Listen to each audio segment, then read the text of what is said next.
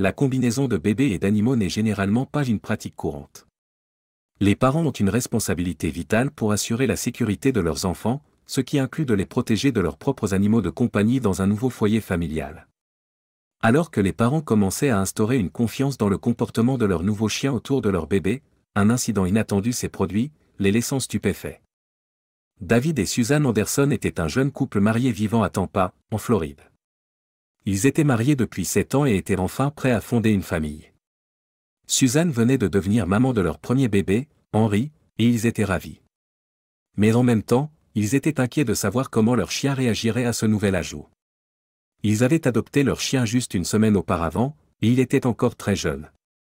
David et Susan ne s'attendaient pas à avoir un chiot, mais lorsque l'un de leurs amis est décédé, ils ont accueilli le chiot car ils n'avaient nulle part où aller. Ils ont rapidement appris qu'avoir un nouveau chiot signifiait gérer beaucoup d'énergie. Le chiot courait partout dans la maison, s'élançait dans le jardin et explorait chaque recoin où il pouvait se faufiler. Peu importe combien il le nourrissait, il semblait toujours avoir plein d'énergie. Les chiots en bonne santé débordent d'énergie, mais celui-ci pourrait poser un problème. En fait, le vétérinaire leur a dit que le chiot avait même trop d'énergie, il avait parfois du mal à dormir, ce qui pouvait avoir un impact sur sa santé. Obtenir suffisamment de repos était important pour les chiens aussi, et ce chiot pouvait devenir anxieux et nerveux à cause du manque de sommeil. Plus que tout, cette abondance d'énergie inquiétait David et Susan sur ce qui pourrait arriver lorsqu'Henry arriverait. Cela pourrait-il être dangereux pour lui? Comment le chiot réagirait-il? Ils étaient préoccupés, et aujourd'hui était le jour où ils ramenaient Henry de l'hôpital. Après avoir rassemblé toutes leurs affaires de leur chambre, David a fait demi-tour depuis le parking et a récupéré sa femme. Susan allaitait Henry, qui dormait paisiblement dans ses bras. Il avait été déclaré en bonne santé par les médecins présents, et il était maintenant temps pour David et Susan de tout faire eux-mêmes. Le trajet en voiture vers la maison était silencieux, ils n'avaient pas besoin de dire quoi que ce soit l'un à l'autre. Il y avait de la nervosité et de l'excitation dans l'air. David avait préparé la maison pendant des mois. Tout était sécurisé pour le bébé et prêt pour l'arrivée d'Henry. Alors qu'ils entraient dans l'allée, Henry a lentement ouvert les yeux à la vue de sa maison. Susan est sortie lentement de la voiture et l'a porté à l'intérieur pendant qu'il regardait autour de lui, scrutant ce nouvel environnement. Les lumières étaient un peu vives, et il a enfoncé sa tête dans l'obscurité du bras de sa mère. Mais quelques instants plus tard, Henry serait réveillé de son repos. Dès qu'ils ont franchi la porte d'entrée, le chiot sautait à leurs pieds, essayant de grimper pour voir ce qui était enveloppé dans les bras de Susan.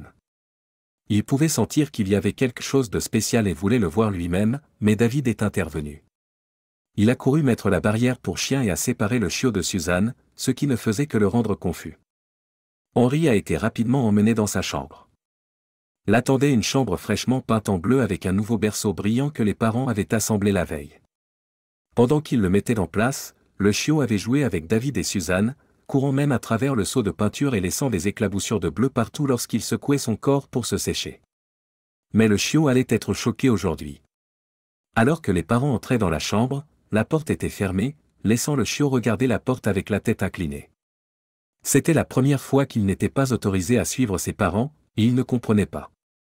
Quelques jours auparavant, il était autorisé à courir dans chaque pièce, à sauter sur le canapé et même à dormir sur le lit avec les parents. Mais après l'arrivée d'Henry, le chiot a réalisé que les choses avaient changé. Il était souvent enfermé à l'extérieur de la chambre avec le bébé à l'intérieur, et le lit était également interdit, car le bébé s'y installait parfois quand il ne pouvait pas dormir. Cela faisait car avec l'arrivée d'Henry, le chiot dormait encore moins qu'avant. Il avait la même quantité d'énergie que jamais, mais maintenant il ne pouvait pas s'en débarrasser. Il avait perdu ses 2 compagnons de jeu et se retrouvait à attendre, avec un parent entièrement concentré sur Henry.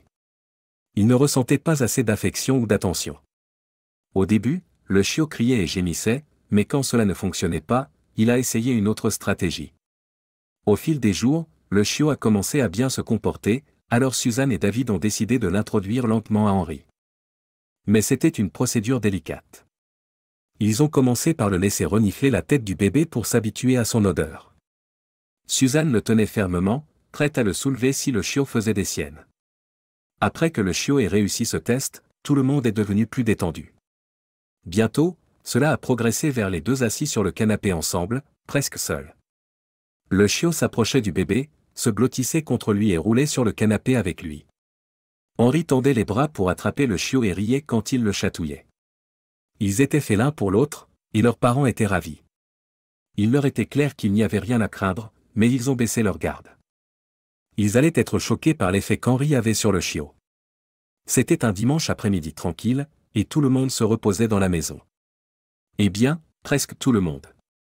David et Suzanne se câlinaient sur le canapé sous une couverture, et le petit bébé dormait sur le ventre sur une couverture par terre dans le salon. Henri en était au point où le laisser presque n'importe où pouvait conduire à une sieste profonde. Le voir s'endormir faisait même sentir à David et Suzanne un peu de sommeil.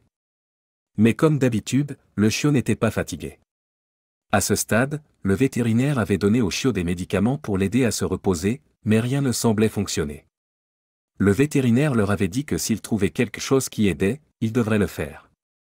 Parfois, lorsque le chiot n'avait pas dormi depuis un moment, il pouvait être un peu imprévisible. Donc, quand il s'est approché doucement d'Henri, les parents les surveillaient depuis le canapé. Ils étaient tous deux assis bien droits et gardaient un œil attentif sur eux, prêts à intervenir si le chiot le dérangeait. Après avoir waddlé lentement jusqu'à la couverture, il s'est assis près de la tête du bébé, se balançant doucement d'avant en arrière. Quelques secondes plus tard, il a tourné autour du petit corps d'Henri et a frotté contre lui. Ils étaient presque de la même taille maintenant, et on avait l'impression que le chiot commençait à le voir plus comme un frère que comme un autre animal de compagnie. De là, il semblait que la sieste d'Henri pourrait se terminer plus tôt. Mais au lieu de cela, le chiot a reposé sa tête sur celle d'Henri. Ce qui s'est passé ensuite était le plus choquant, cependant. Le chiot a fermé les yeux rapidement au début avant de les fermer de plus en plus longtemps. Il n'a fallu que quelques secondes de plus, et le chiot s'est endormi. Suzanne et David se sont regardés. C'était incroyable, le chiot dormait vraiment paisiblement juste au-dessus de leur bébé, et tous deux avaient l'air plus à l'aise que jamais. Ils avaient essayé tout ce qu'ils pouvaient imaginer pour aider ce chiot à dormir, et le secret s'est avéré être Henri. Ils ont tous deux ri, le fait qu'ils se soient inquiétés de ramener Henri chez eux semblait un peu ridicule maintenant. Après cela, tout a changé. Le chiot n'avait plus de problème à dormir. Chaque fois qu'il avait des difficultés à dormir, les parents le plaçaient près d'Henri. Il n'avait même pas besoin de se toucher. Parfois, le chiot dormait sous le berceau d'Henri la nuit, et cela fonctionnait aussi bien. Le chiot regardait Henri depuis sous le berceau pendant que leurs parents berçaient Henri pour l'endormir. Une fois les lumières éteintes, le chiot reposait sa tête et s'endormait aussi. Même en grandissant, rien n'a changé. Il voulait toujours être près d'Henri, et si Henri n'était pas à la maison, le chiot ne pouvait pas bien dormir. Les bébés ont souvent un compagnon pour dormir avec eux, et c'était peut-être la première fois qu'un chien en avait besoin. Faites-le nous savoir dans les commentaires. J'espère que vous avez aimé cette vidéo, merci de lui donner un pouce en l'air.